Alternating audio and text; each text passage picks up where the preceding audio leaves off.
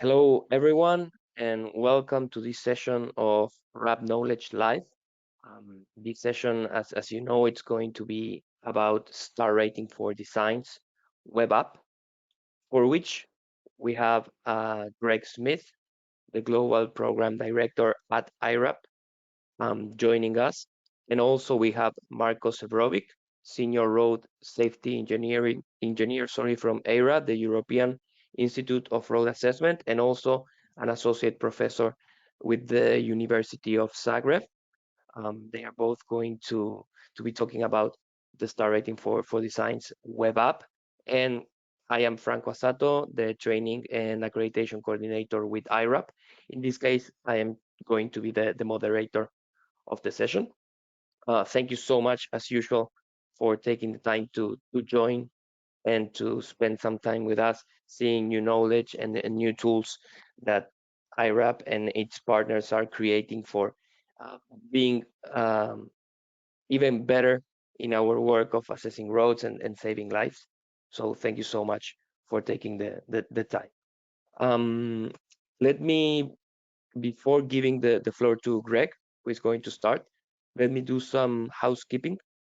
This session, it's going to be a 1 hour session. We have 60 minutes, and we will have a space for questions and answer with open mics at the end of the session of 10 minutes. But as you know, you are invited to post your questions in the chat box, and I'll be reading them and directing those questions to both Marko and Greg when there's room to direct those questions. Also, as in the previous sessions of Rap Knowledge Live, both the presentation and the video of this session is going to be available in our website in irap.org/training, so you can revisit the session and see the slides whenever you need to in the future.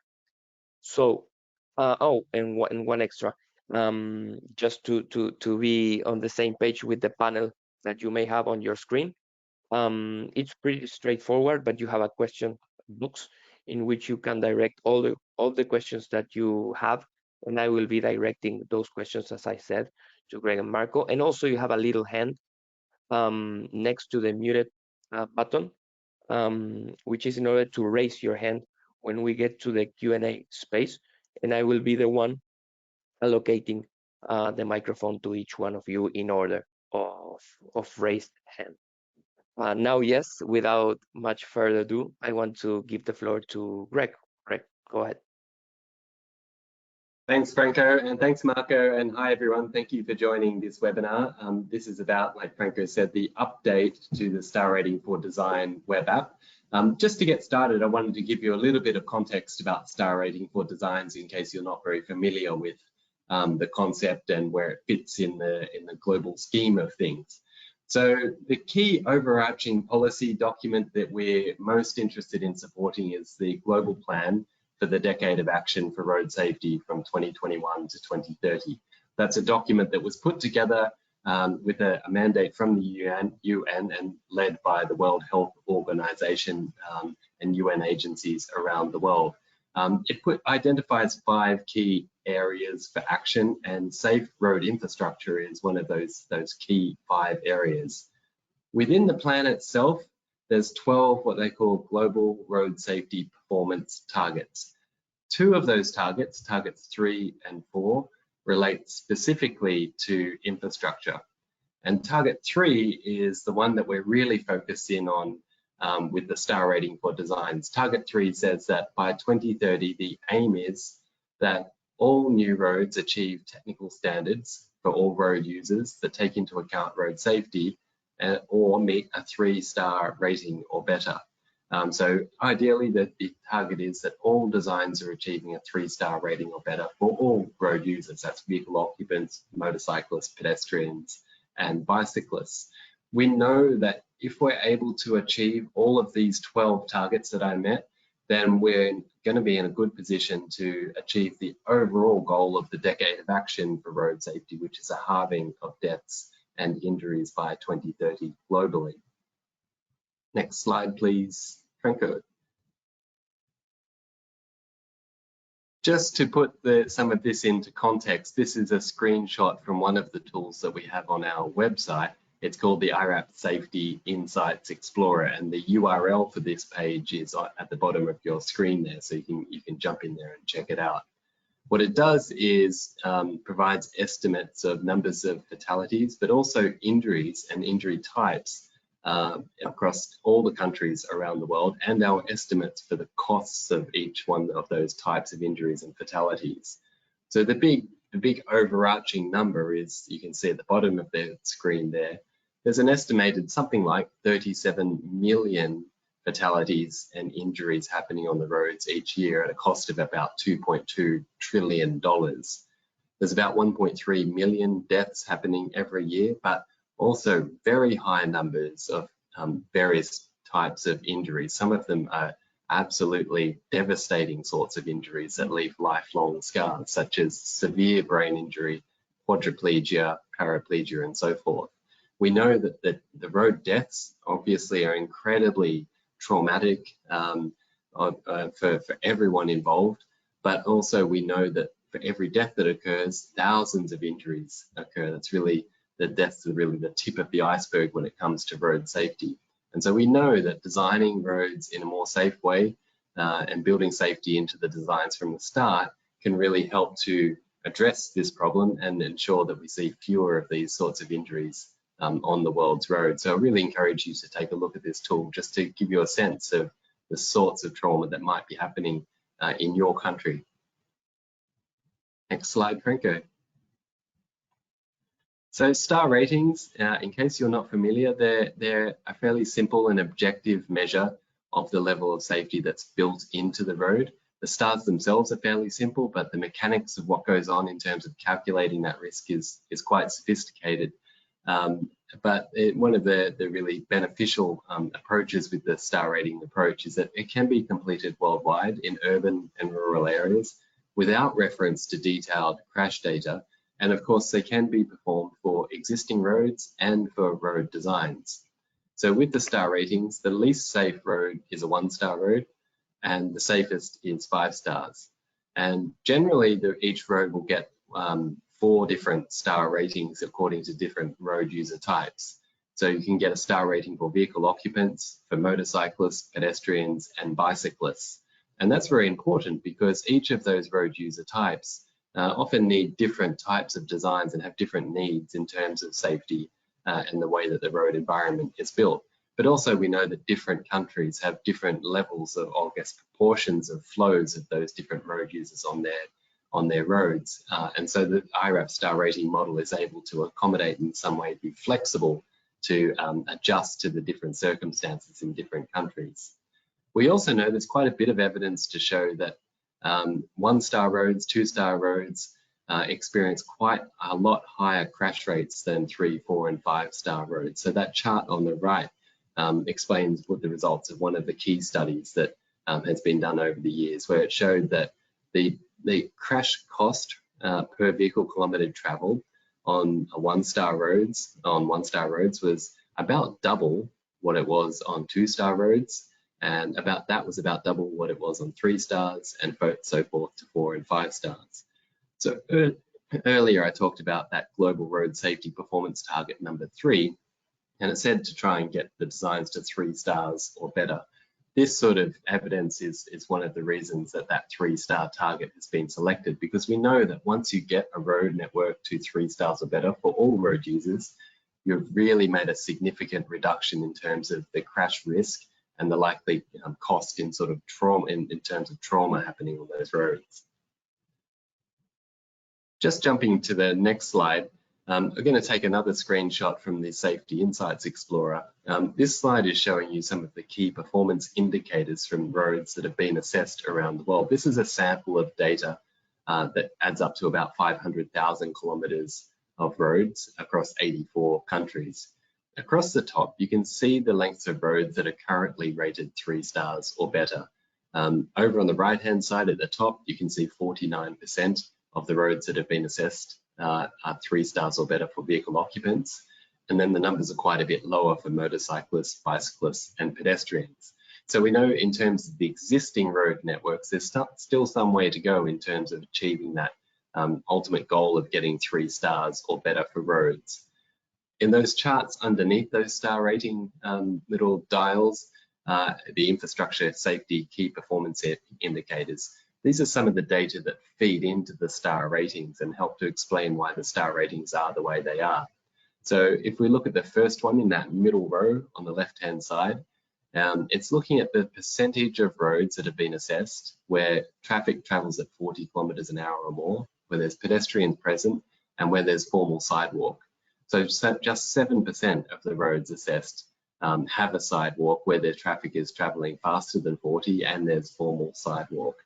We know that each one of these dials, if we're able to just turn it even just a little bit, if we were able to get that pedestrian sidewalk number from 7% up to 15, 20, 25%, even that sort of change would make a really large difference in terms of the star ratings and the overall safety performance of the road network for pedestrians. So we have good, strong evidence that number one, there's still lots of ground to be made in terms of infrastructure safety around the world. We know that safe roads contribute a lot in terms of lives saved, but we also know the types of different attributes that can be improved for the most, I guess, beneficial savings of lives. So again, I really encourage you to take a look at that Safety Insights Explorer. Next slide, please, Franco. So when it comes to the star rating for designs, we know that the IRAP star rating tools can actually be used at most phases of a road's lifespan. So it can be used in the project planning phase, through the design phases, and once a road is open to traffic and in that operating and maintaining phase, the star ratings can all be used to help plan and identify high-risk sections of road and plan interventions. On the left-hand side, you can also see the road safety audit tags are there in the orange, showing where the audit can be really applied at that design phase as well. One of the key things that we've come to sort of really appreciate is the really beneficial way that the star ratings and the road safety audit processes can go together. Obviously, with the star rating for designs, we're really focusing in on the concept and draft design stages and the detailed design stages. But we do know from our own experiences that the earlier you can do a star rating for design process in the design stage, the better. We know that once we get to the detailed designs and doing star rating for designs at that phase, it's often very hard to make, I guess, additional safety interventions into the design once you're into that detailed phase. So the more that this process can be used at the concept and early draft design phases, the better. And ideally, the project planning, it also has a really important role in sort of testing out different scenarios that could be built. But yeah, we're really focusing in on that design part of the road's lifespan. Just as a quick example, this is one that we worked on quite recently as part of the 10-step plan project in Tanzania. It was looking at the bus rapid transit corridors, number 3 and 4 in Dar es Salaam. This is a project that was obviously being implemented with the government in Tanzania, but financed by the World Bank. What you can see here is a chart showing on the left-hand side the length of those corridors rated 3 stars or better. And you can see the different colored bars represent the existing road network in gray. That light orange color is designs that were done in 2017, and then designs in 2022 is in the dark orange color. And you can also see sets of bars for pedestrians, bicyclists, motorcyclists, and vehicle occupants.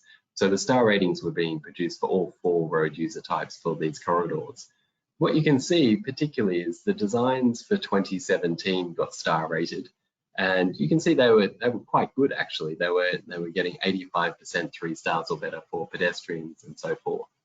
But in doing that process, in doing the star ratings for the existing road and then for the designs, we were able to set really give the designers really key metrics about how the safety performance of their designs was looking. And out of that, be able to make key recommendations about how the designs might be improved to both improve the star rating and therefore, ideally, hopefully, and we're fairly certain, reduce the risk of deaths and serious injuries. So you can see that final stage from 2017 designs to 2022 designs, they were able to achieve 100% 3 stars or better for all road users. And really our experience has been, once designers have the opportunity to work towards a target like this and really objectively measure the safety of their designs, then they can sort of start to test out different opportunities and different options for how they might improve the star rating and start to be creative and, I guess, unleash some of that creative opportunity that engineers have. We know also the improvements translate into quite significant projected savings in terms of fatalities and serious injuries. So the estimate was that more than 10,000 fatalities and serious injuries will be prevented over 20 years as a result of those improvements from the 2017 to the 2022 designs. I should also say that 2017 design phase, it benefited from suggestions and recommendations out of the IRAP assessment star rating for design process, but also complementary road safety audit recommendations that were made as well. So again, those two processes coming together.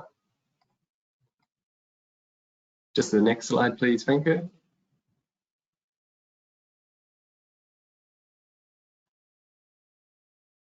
Oh, are you able to hear me, Franco? Yes. Can you see the new slide? Yes, I still got the Dar es Salaam slide on my screen. Oh, okay. Let me go back and forward again. Give me 1 second to see what's going on.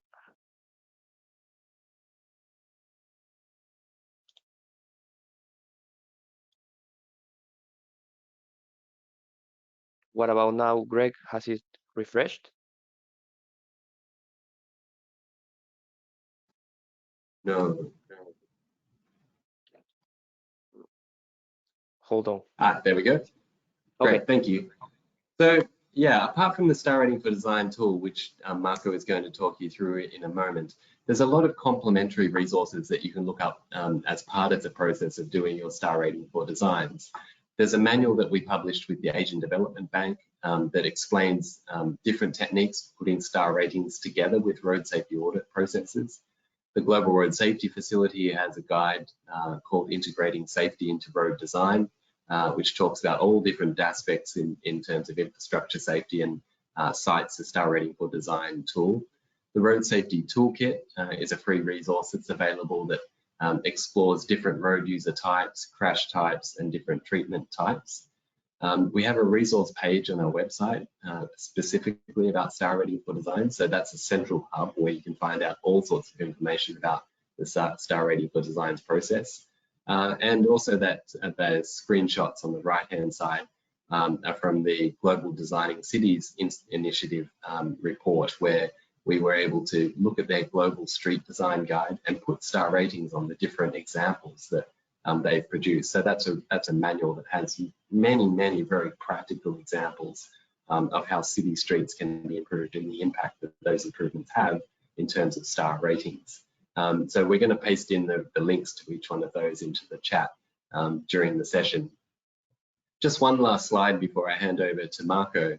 There's two key ways that you can, I'm sorry, I'll just mention also, we do have a star rating certification process as well. So if you do your star rating for designs and your rating a design, you can work with us and we can work with you to do a certification of that to really give the stamp of approval that you have in fact, or the designs have in fact achieved that 3, 4, or 5 star rating. So very much encourage you to take advantage of that opportunity as well.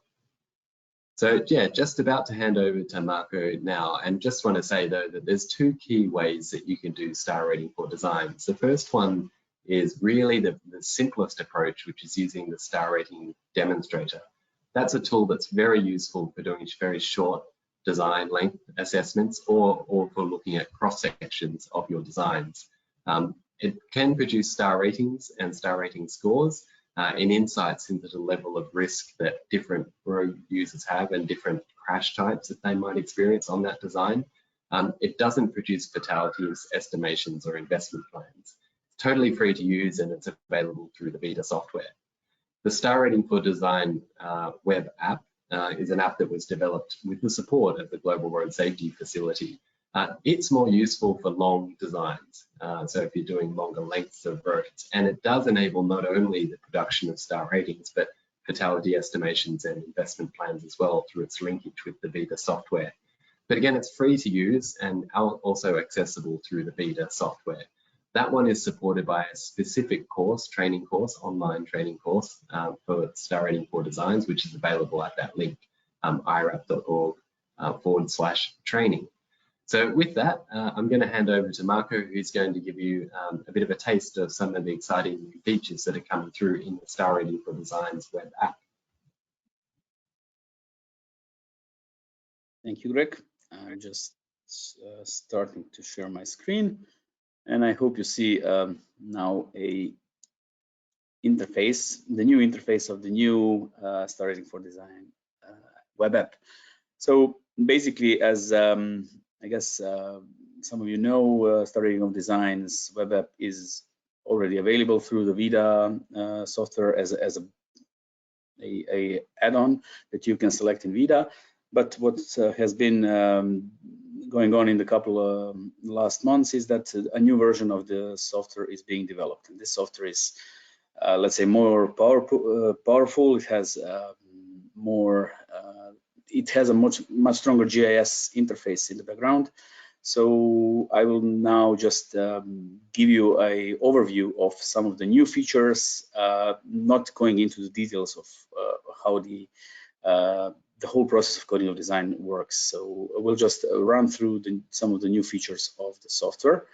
And once it will be available, there will be, of course, additional information about it as training manuals and the potentially a training course on how to use the software in detail. So generally speaking, so this is the interface. The interface you can access through VIDA. Or VIDA will take you to a space that looks like this, where you have options. You know, these are the VIDA data sets. For those of you who are who know how to use VIDA, this should be very familiar. So in VIDA, as you know, we have something called the sandbox, and that's usually where we play with the data, where we can test out the new features, and that's why I created in this sandbox also a data set for the SR4D webinar demo for today, which I call the SR4D webinar example. I can go now and select this data set, and here we can have some of the information, again, linked to VIDA through the API. So if you know the dataset setup process in VIDA, it is linked also to this datasets which are available here. But going forward, I will just click on the open dataset. And now what happens? It, of course, takes a little bit of time because it's quite demanding. Now the dataset is open in this new feature, and you will immediately see that there are some big differences according to how the Star Rating of Design web page used to look like. So the biggest difference is basically, as I mentioned already, the GIS engine in behind. This engine has most of the controls here on the left side, which in the end, on the beginning look, let's say, quite simple, but if you go inside of each of these options, new options will pop up and appear, and it will make basically a lot of GIS methods and routines that you need to do quite simple with this toolkit. So first of all, I'm going to show a quick overview of the so-called base layers.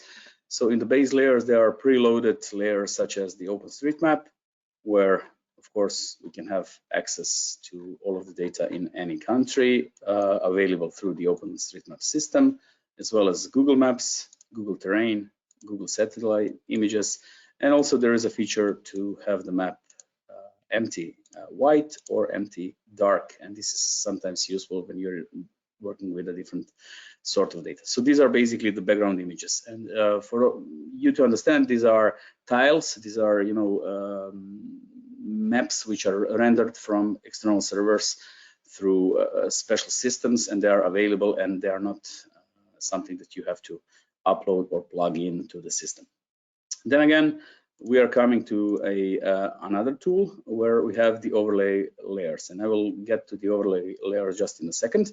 But in the beginning, we will start by adding a road that we actually wanted to star rating for designs of. I have selected one intersection in Croatia, in the city of Đakovo, which is in the eastern part of Croatia near border with Hungary and Serbia. So in this part, this intersection was recently reconstructed to a roundabout. It was a four-leg junction, unsignalized, and then it was signalized, and then now it is reconstructed in a roundabout. And you can see still here that in the Google Maps, in OpenStreetMap, it's still not updated. But I think if we open up the satellite image, you will see that it's under construction. So it's quite a recent project, and that's why I wanted to show how we used star rating of designs to support the road safety audit that was done on this particular location. So basically, to start, first what we have to do here, we go to the IRAP toolkit here, and then we need to add a center line. So this center line is basically the main building block of the whole star rating of design process. So this center line is a representation of the road in a vector format, which for those of you who are well aware of how the IRAP coding is done. So we have a center line of the road, which is divided in 100 meters, and we do coding of the attributes for each of these 100 meters based on the features which are available on the roadside and the road, and also in the road designs in this case. So here, as you see, when I entered this tool, a lot of options appeared. I'm just going to show you some of the simple ones. So I will start drawing this road because, as you know, sometimes we don't have the center lines of the new roads. So we have to make sure that we know where the road will be. But in this case, it's a bit easier because the road is already existing. So we can either draw a new road, we can upload data from different options from KML files or from any other sources in GIS formats that you have available. So you can either, as I said, draw it, or you can also upload it from different sources. Also, there are some GIS features like modify geometry, move, or let's say rotate or cut polygons, and some other GIS operations which are available, but we'll save that for some other time. So here, what I'll do, I'll save now the road, which this road is now available in the roads dataset, and it's here. And if I now want to, let's say, I now need to give the name to this road, and let's call it a test road. It will have only one section, and it will be an undivided road. And what I did now, I have saved those attributes to the center line, which is drawn here in the blue color. This is a very important step here. Now, as you saw, I didn't pay attention when I was drawing the road that all segments are 100 meters. So we have a tool here that is helping us actually to convert the road now that the vertex, the point, is basically every 100 meters. And when I click this button, it now converts this road to a 100-meter section road. Sorry. And now we can see here that we have 4 sections. So it's kilometer 0 to 100 meters, and 100 meters to 200, 200 to 300, and 300 to 400 meter. And when we open up each individual segment, we can now start coding the attributes to the segment using the attribute coding toolkit. Okay, so basically we now see which segment we are considering, and we can start populating the IRAP attributes based on the information that is available. Of course, in a traditional IRAP coding, how we do that is that we look at the videos, and then from videos we can actually identify features which are coded according to the IRAP coding manual. But for the design files, we don't have the road built, so we have to look at the actual designs. So we can link the designs with the particular 100-meter segment using this toolkit. So I have some designs already pre-prepared. I have the full situation of the intersection in a JPEG file. I can also use PDFs, which I have now uploaded to the system. And I also added another file, which is a cross-section. So if I now want to check this my first 100 meters, I can see that the reconstruction actually started on the second 100 meters. So what I can do here is basically move to the second 100 meters and do the attribute coding on that particular location, and also assign the design files to the same system. So just a second, I just need to add it again to this location. Okay. And this is the normal cross section where I can see the main, let's say, features and the dimensions of the layout of the new road. And also, I'm just adding again the full intersection. And by looking at those features, I can see that we are talking about a dual carriageway road with a lane width of 3.5 meters. So basically what I can do now, I can start populating the objects or the codes for the standard IRAP coding. So for example, I will just populate them without looking at the actual design. So we have the ditch, we have the left side distance, we have shoulder, rumble strips, again, distance to the right side, it's a metal barrier. These are some of the features that I already know exist there. And also I can do that for the mid-block, intersection flow, and other IRAP attributes. I can do safe coding, and now this data is linked and connected to the center line. So if I want to basically export this data to CSV and upload to VIDA, I can use this toolbar here to do that. So when I click here, I get the IRAP upload file that can be uploaded to VIDA. Of course, as you can see here, I just populated only a couple of attributes for this 100 meters here. But if we would go through all of the road segments, we would have, and all of the attributes, we would have the table fully populated for uploading to VIDA. Some of the attributes are all already pre-loaded to default values because they can then be changed later depending on the use case and actually what information you have about the road. But some of the other cool features of the new tool, which were not available in the old one, is the possibility to upload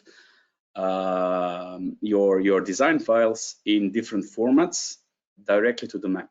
This, you will see, is something which is quite useful. And as you know, often we get design files for roads in AutoCAD format or any other vector format. For this example, I will use a DXF format where I can choose the file which I want to upload to a particular for the particular intersection. I have already prepared it here. I have cleaned a little bit this file with so it doesn't have too much unnecessary data, but it's, as you can see, it's in the DXF format. Also, a very important thing is that for the DXF to be correctly placed on the map, it has to be in a correct geodetic datum. It means that the coordinates of the DXF file must match the system which is defined to convert the data from a national grid, national geodetic grid, which is often used to do the designs, to a global system used by the VIDA software, which is called the VWGS 84. and spherical Mercator, but here in this case I'm uploading the Croatian terrestrial referencing system, HTRS 96, and this is the format of my coordinate system for the file. This coordinate system, as you can see here, we only have few now, but for each use case they can be added. It's not something too complicated, as long as you know in which coordinate system your data sets are, and once they are in the software you will be able to choose them for any other project. So I'm using now the HTRS layer. What happens now, the software uploads the data to the server, and now you can see this small circle that is showing that it's actually processing, and it's actually converting the data to a readable format. Now I can see here that it's done, and I can see here that the fit of my data is actually quite well and quite good. And I can now just jump back to the coding system. It takes a second, of course. With live demonstrations, it's always like that. I can see now that we do have the road that I have added, also with the JPEG files, but I also have a very nice representation where I can see how this new intersection will actually look like in the system. Sometimes, again, this data of the designs is maybe not always available in the vector formats. It can also be available in raster formats. For raster formats, there's also an option, and I will show you how this works as well, where we can add a layer of raster. I have prepared also one file here, and you will see here it's a one really. Just give me a second. It's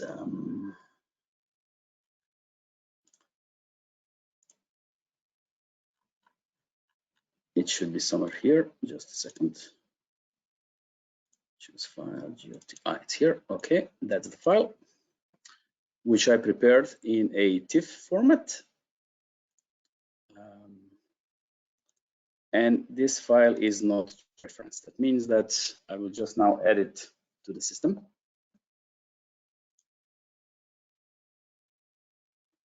The file is being uploaded and processed. And you will now see the option that this file is not georeferenced to the location. And now what I can do, I can basically geolocate where this file should be on the map by using the reference points system, which is not absolutely, let's say, 100% always correct, but it can help quite well in identifying where the location of the new road can be. So I'm doing that by adding points. So I can see here that this is a overpass under the motorway. So I can click a point here. I can add a point here. I can add a new point at this gas station entrance here. Gas station entrance here. There is a building here. There is a building here. And then for the last one, I have to, let's say, try to guess, and I guess it's somewhere around here. When I have that, I have the option to now do the recalculation. And once that is done, my raster file should appear on the map.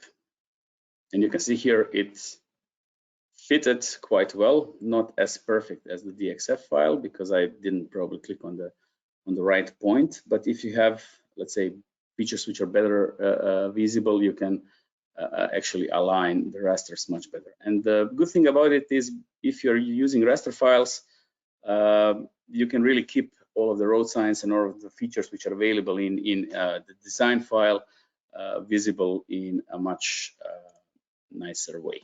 Also, here in the system, we have some other nice options. One of them is definitely the possibility to upload something which is called VMS and VFS files. So for example, I have a test VMS service. That's a web map service provided in Croatia by the national company agency that handles all of the water resources. And there is a law in Croatia saying that if you are building a road in a protected waterway location, you need to provide a guardrail that can protect from heavy trucks and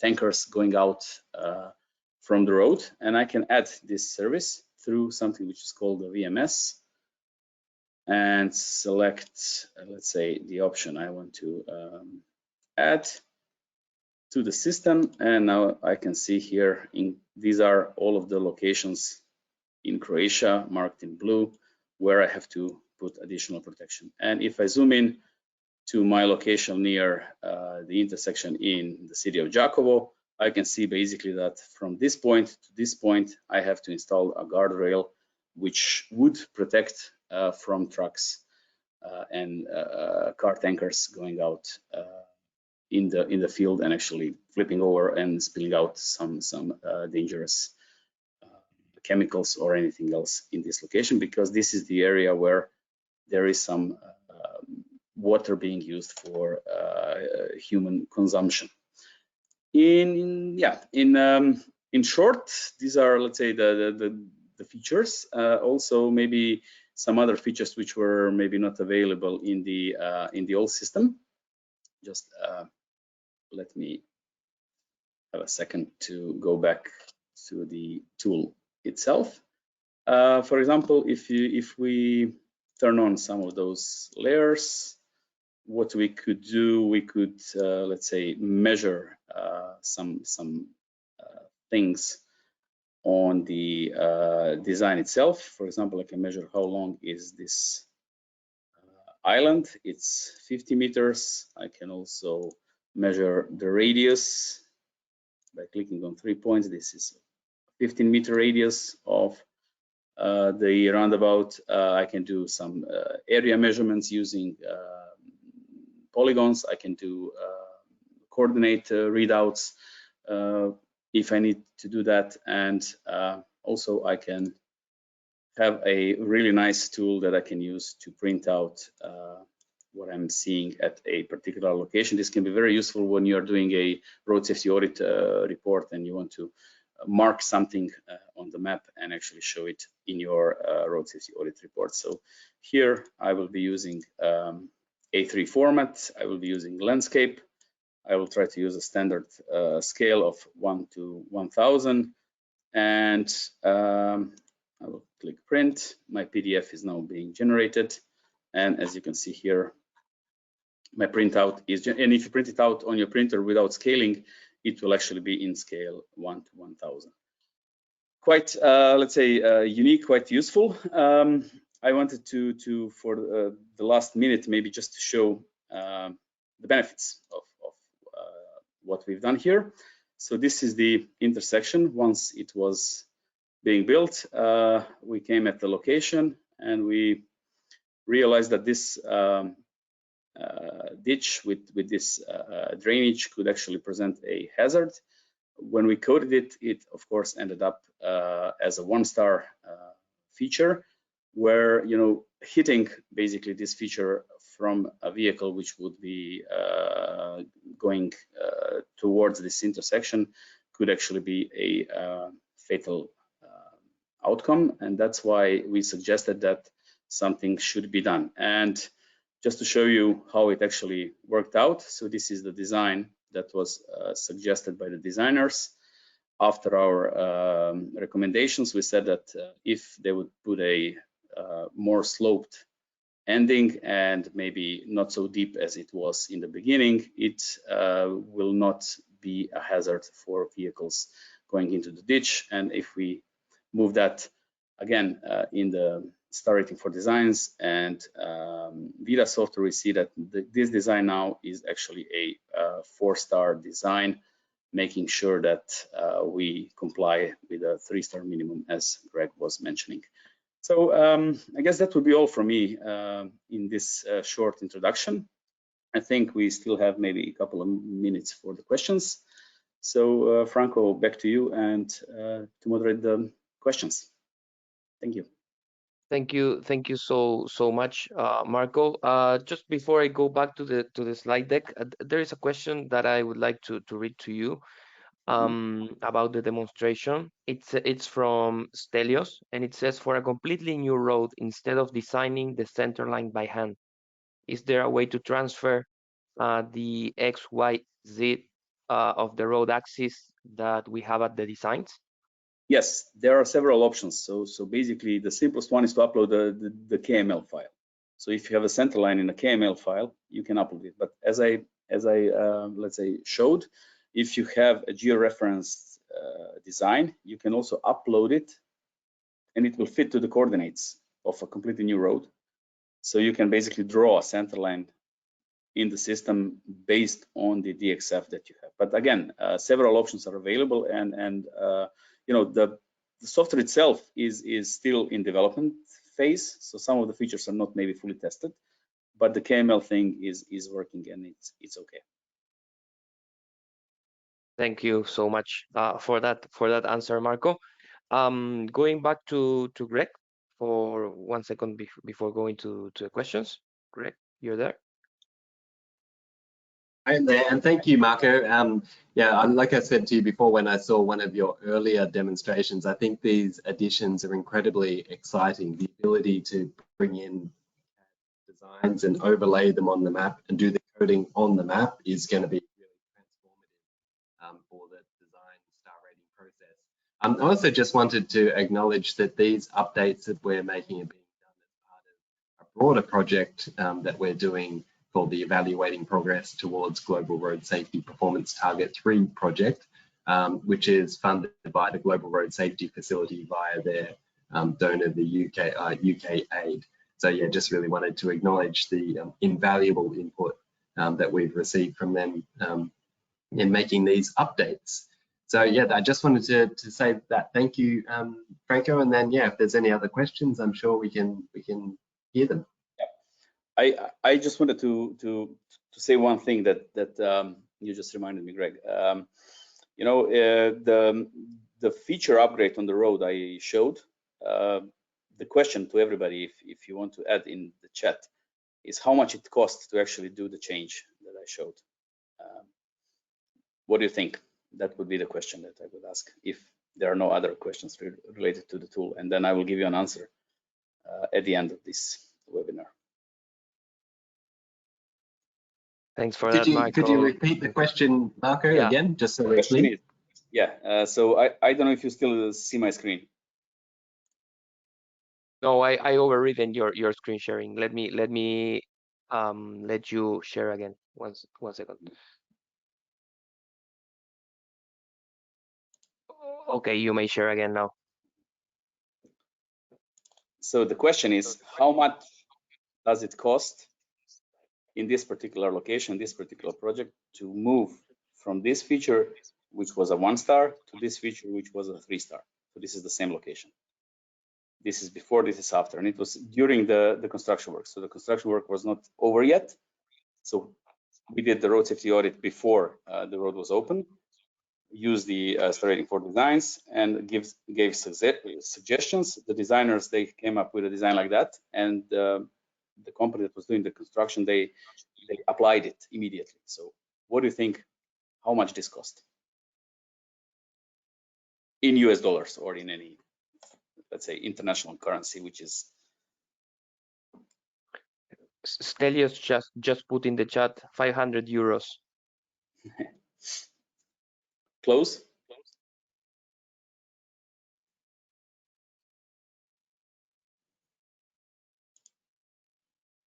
Greg is putting $250, I guess. No, too much. Anybody else?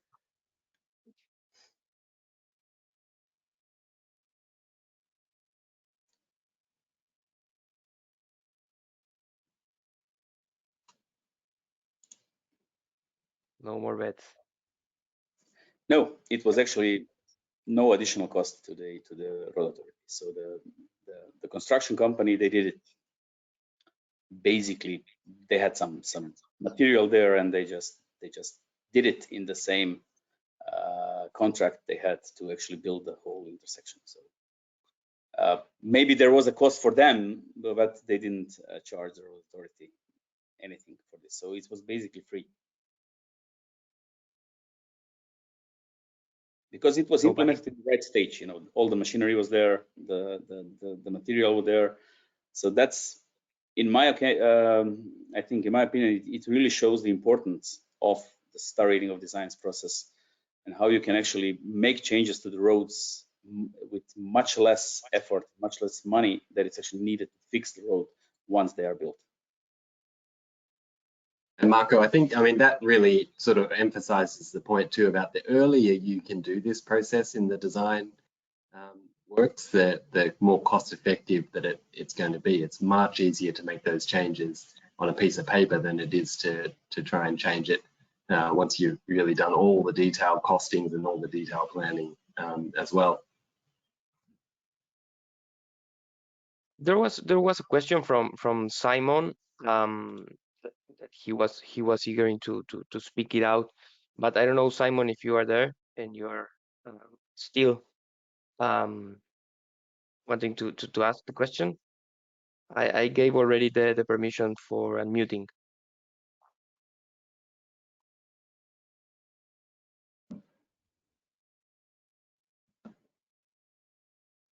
No, apparently not.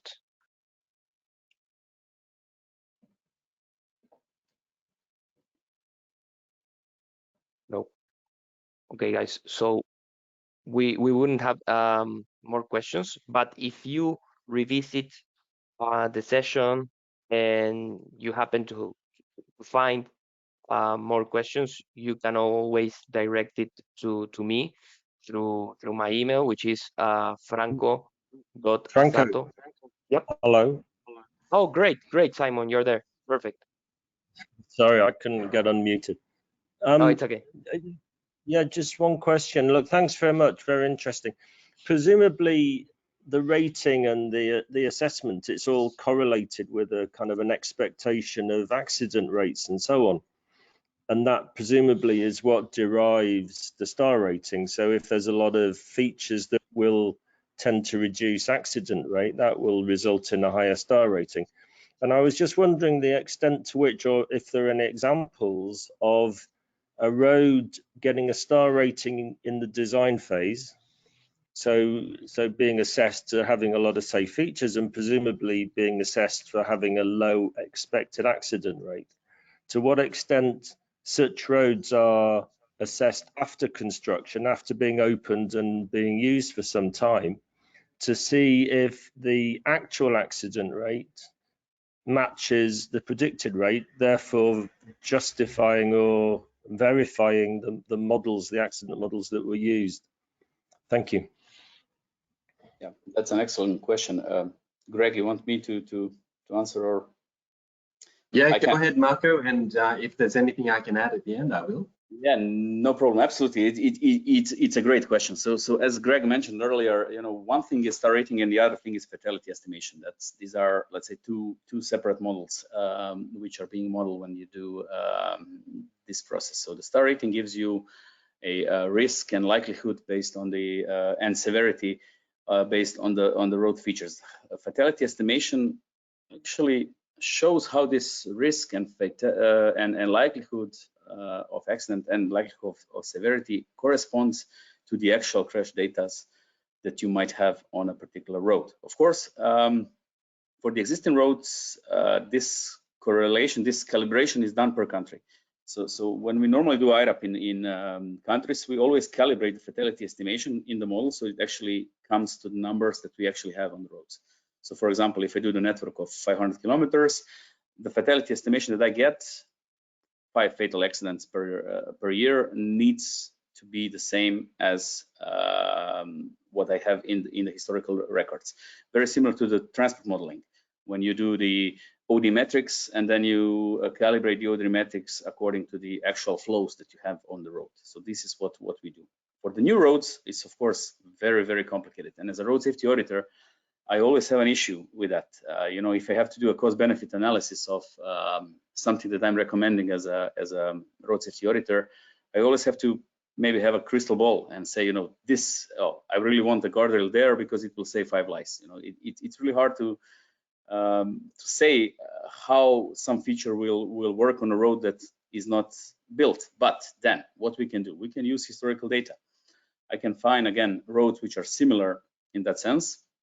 And that's where star rating of design is an irreplaceable tool for me, because it gives me a measure of the fatality estimation based on the calibrated data that I have for the country where I do the road safety audit. I hope that makes sense. Otherwise, when I do road safety audit in a country where I don't have star rating and I don't have fatality estimation model calibrated, I am wild guessing.